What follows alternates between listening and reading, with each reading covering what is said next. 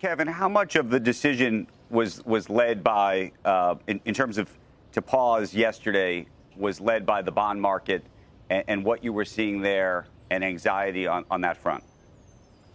My view, and you know, I've been on the show for 20 years, right, is always to just shoot straight. My view is that they're very, very close. It could well be that the announcement that came out yesterday was going to happen anyway because there were so many deals teed up. There was a discussion about whether a general pause or a few deals that are just about finalized are the way to move to the next step and to make it clear to markets that we're serious about the strategy that we're following. And I think in the end, everybody decided as a team, you know, all the way from you know, Peter Navarro to whoever else you think is on the other side, agreed to do it this way. And I think, you know, the fact that the bond market was telling us, hey, it's probably time to move, certainly would have contributed at least a little bit to that thinking. But it wasn't the bond market that made a panic move because there was a very systematic, well-planned move that was just about to happen. It just turned out to be at the same time. Right.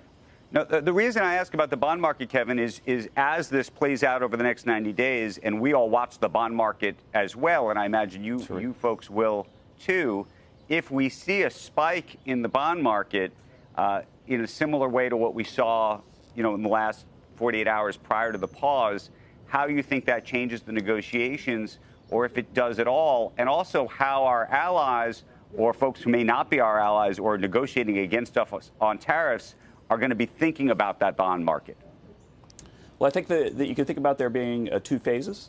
Phase one is going to be where we demonstrate the truth that with the guidance of Susie Wiles, of the Chief of Staff's office, that we've set up a process so that these negotiations can proceed in a very orderly, well thought out fashion with timelines and so on and priorities. And again, there's a big meeting about that with senior cabinet officials today here in the White House. And then once we show you, well, here's how we're doing it, then I think that'll be very reassuring for markets because I understand not only are they serious, but we can even see the schedule and we can see the priorities. So the priorities make sense.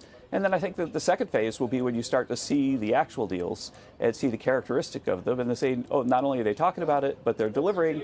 And oh my, that thing they delivered is really great for American workers. That second phase is going to be much faster than you might think because basically we've got a few deals that we've been working on ahead of this that are really, really well advanced. Kevin, I think that's a big part of the question, what those deals look like. I mean, there had been questions asked because even renegotiating NAFTA took 2 years to do. Are these just kind of straight across the board, bring tariffs down here, cut these non-tariff barriers? Is it a formula that's kind of working, or is every country different? Well, in the end, the asks are going to be put forward by the president, guided by the same trade team that got us to this point. And I think that the asks will be sometimes extremely clear to the public, and sometimes they'll be quiet things that involve things that people don't even talk very much about, involving military matters or so on. And so it's an all of the above approach to make the relationships between our countries much stronger than they've ever been before. And I'm really highly excited about it. It's going to be a heck of a time. And when you talk about timing, when I talked about, well, 60 days, 90 days, the book Around the World in 80 Days kind of ran into my mind. And I'm thinking, well, if we say 90 days, then let's shoot for 80 days. And I think that when I look at the schedules that we're getting ready to debate and talk about, I think it's very doable, very doable.